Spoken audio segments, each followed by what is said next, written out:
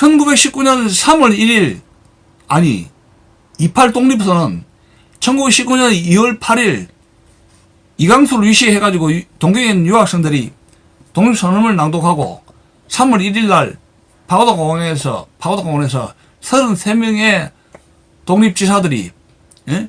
독립선언서를 낭독하고 종로경찰서 전화해가지고 잡아가라 해가지고 자기들이 자진해가지고 수갑차가지고 깜박이 들어갔는데, 그때 3.1운동 때에 왜 28선언이 나오고 3.1운동이 나왔느냐? 조용히 있다가, 운이 조용히 있었던 거 아니죠? 한국민들이. 1904년부터 1905년 사이에 그 유명한 러일 전쟁이 있었지 않습니까? 루소 재팬이즈 워. 한 1년 끌었죠. 그 러일 전쟁은 영국과 미국의 러시아에 대항한 대리전쟁의 성격입니다. 일본이 동북아로 해가지고 러시아가 계속 팽창주의 해가지고 밑으로 내려오는데, 러시아를 막을 사람들은 누굽니까? 없어요. 누굴 찾았는 거예요. 중국도 안 되고 청나라 완전히 썩고 부패했죠. 조선, 영국 해군이 검문도에 들어가가지고 이렇게 와치를 해보는데, 조선, 또 조선의 조정은 세상이 어떻게 돌아가는지 모르고 쿨쿨 잠만 자고 당파 싸움을 하고 있더라. 그 영국이 러시아의 팽창주의를 조선도 막을 수가 없다고 판단한 거예요. 그래서 이제 일본에게 안을 준대. 러시아가 좀 하겠다 해서 영국과 미국의 자금 지원과 자금 무기 지원으로 해가지고 러시아 팽창주의를 막아서 전쟁을 벌린 것이 러일 전쟁입니다. 그러니까 일본이 전쟁에 이렇게 이제 싸우는 과정에서 개전할 때 전쟁의 조건은 뭐냐? 대가를 달라는 얘기예요. 대가. 그 대가가 뭐냐? 조선을 관리하게 해달라는 게 조선의 영국에게 요구사항입니다. 관리를 해라. 조선이 세상 물정을 모르니까 좀 위탁을 해가지고 좀 부족한 좀 해가지고 관리를 교육시켜서 좀 선진국가 어떤 해서 당분간 식민지를 하든지 알아서 좀 처리하라 해가지고 영국과 미국이 조선을 일본에게 넘긴 게 그게 러일 전쟁의 대가입니다. 그래서 1905년입니까? 한일 의정서로 해가지고 우리나라의 외교권이 박탈당했지 않습니까? 경복궁에 고정이 있는 경복궁에 일본 군대가 1904년이죠. 들어왔을 때 고정이 뭐라 그랬습니까? 우리 중립이야. We are neutral. 조선 is neutral.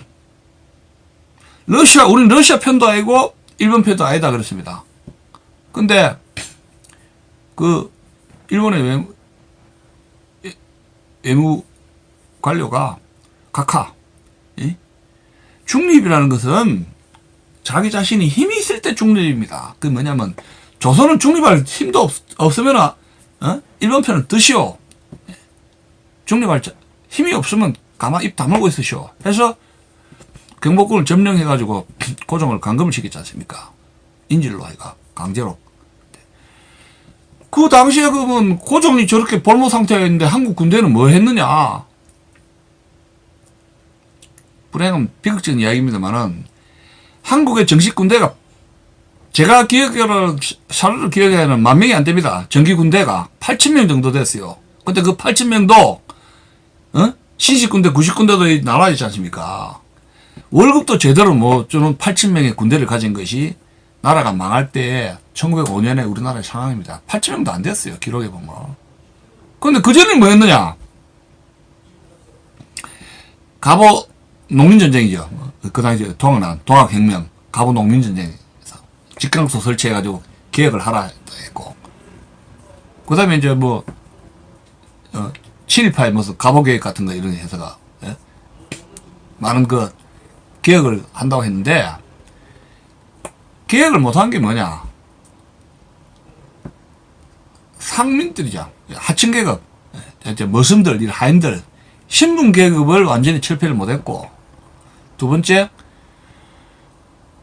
양반들에게 공평한 조세, 그것도 제대로 실행하지 못했고, 가장 중요한 것은 군제협 계획인데, 평민들과 상농과 대등하게 병력을 충당한 병력의 의무죠. 양반들의 자세를 병력 의무로 가도록 그 상비군이라면 오늘날은 그런 제도를 만들지 못했습니다. 그러니까 군대가 8,000명이면 싸움을 할 수가 있습니까? 결국 거기서 이제 친일파가 등장하는데, 또 잠깐 이완용 이런 대신들 오적신이라 하지 않습니까? 군대도 없지 뭐도 하니까 도장을 찍어버립니다. 그게 우리나라의 슬픈 비극입니다. 그러니까 지금 우리나라에 이 상비군이 있다는 것, 큰 우리 자랑입니다. 지금 저 일본이라든가 미국이라든가 이 다른 나라들 국방관계 전문가들 이야기를 들어보면 한국을 부러워하는데, 무슨 뭐 반도체다 뭐 이런 거 저런 거 무슨 다른 거 무슨 뭐 전자제품 이런 것도 뭐 화장실 같은 거 그 좋은 거 뭐 소문났죠. 도로도 좋고 KTX 그런 거 좋은데, 국방안보관계 전문가들이 선진국가가 가장 부러워하는 것이 뭐냐면 이 대한민국에는 상비군 제도가 있다는 거예요. 군대가 상비군이 이게 나라를 지키는 거야. 그러니까 우리나라의 번영은 한미동맹도 있지만 내부적으로 뭐예요? 국군 2년 3년 했던 상비군 제도가 있었다. 상비군. 근데 지금 점점 3년 있다가 지금 2년에서 뭐 그 다음에 1년 6개월 뭐 나중에 이제 1년 나중에 뭐 용병으로 하는 거 다 이제 군대도 없어지게 생겼어요. 문재인 정권 같이 이런 집권층이 있으면은 대한민국 군대는 없어집니다. 전방의 군대도 군단을 해산시켰지 않습니까? 그죠? 북한 나만 먹으라고 하는 건지 전방 군대도 해산된 거 알죠? 예? 군대 훈련도 안 합니다. 한미합동군사 훈련도 안 합니다. 그 대통령이 그런 사람을 뽑은 거지요. 그게 얼마나 기가 막힌 이야기입니다. 이 사람을 속이려면 마스크 딱 끼고 하늘도 속고 땅도 속고 대한민국도 속았다. 완전히 속은 거예요.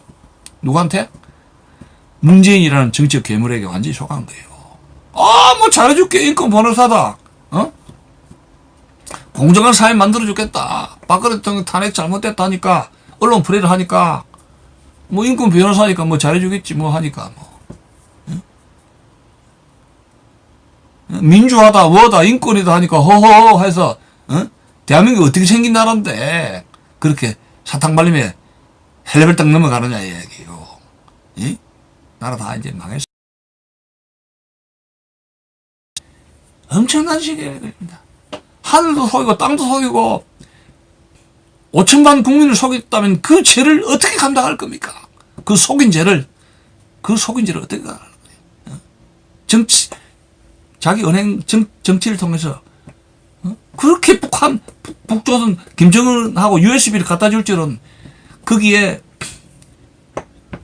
언제 발전소 지어주겠다는 구상까지 해줄 줄은 누가 알았겠습니까? 그렇게 엄청난 잘못을 저지를 줄은 반역죄를 저지를 줄은 반역죄는 차고 넘치죠. 그러니까 이제 국민 위로금이다 뭐 해가지고 돈으로 살포해가지고 이 딱 담고 하겠다니까요. 뭐 태양광 소유자들 100만 원 주겠다 돈으로 중산층 세금 뜯어가지고 돈을 주겠다는 게 나라가 막 거지 깡통 되든지 망하든지 언제까지 가는지 두고 봅시다.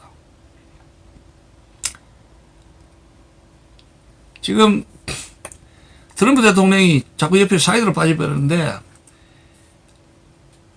싱가포르 회담이든지 3번을 만났지 않습니까?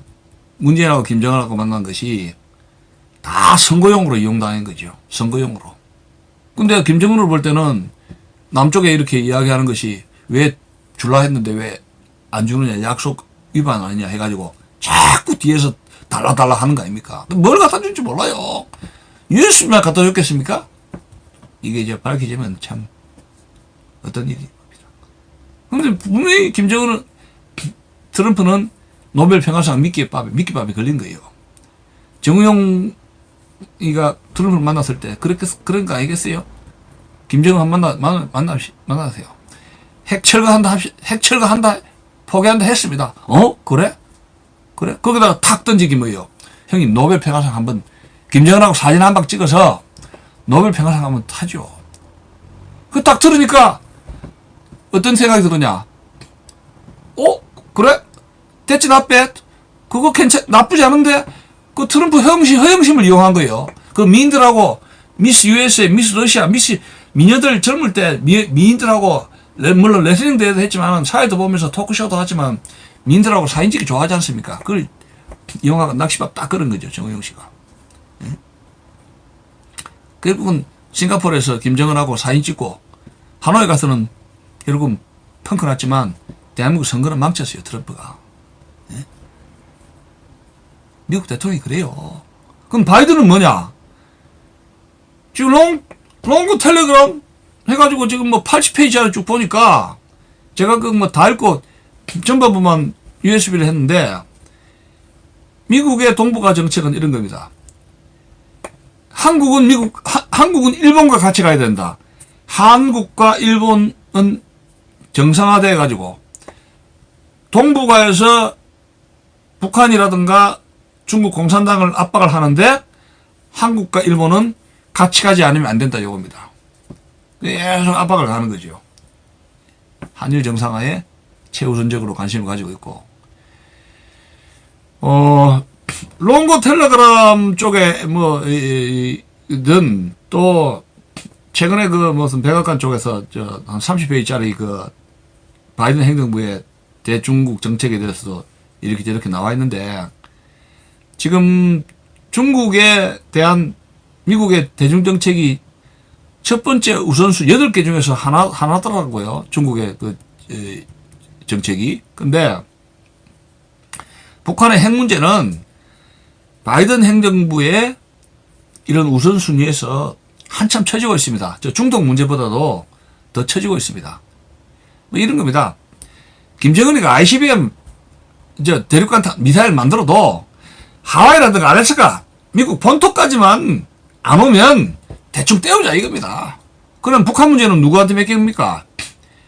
한국하고 일본에게 맡기겠다는 얘기죠. 한국하고 일본에게. 응? 미국의 역할 분담하는 거죠. 북한 문제 관심 높지 않다. 그러면 바이든 행정부가 남한 내부에서 문재인 정부가 착착 진행하고 있는 공산화 진행 과정에 얼마나 관심이 있느냐. 트럼프 봤지 않습니까? 6월 14일 이 지방자치에서 대한민국 야당이 지든 말든 트럼프로서는 알 게 뭐예요. 예? 그렇게 하면 좀 심한 이야기인데 내정 문제에서 그렇게 관심을 기울일 이유가 뭐냐 이야기예요. 별로 없잖아요.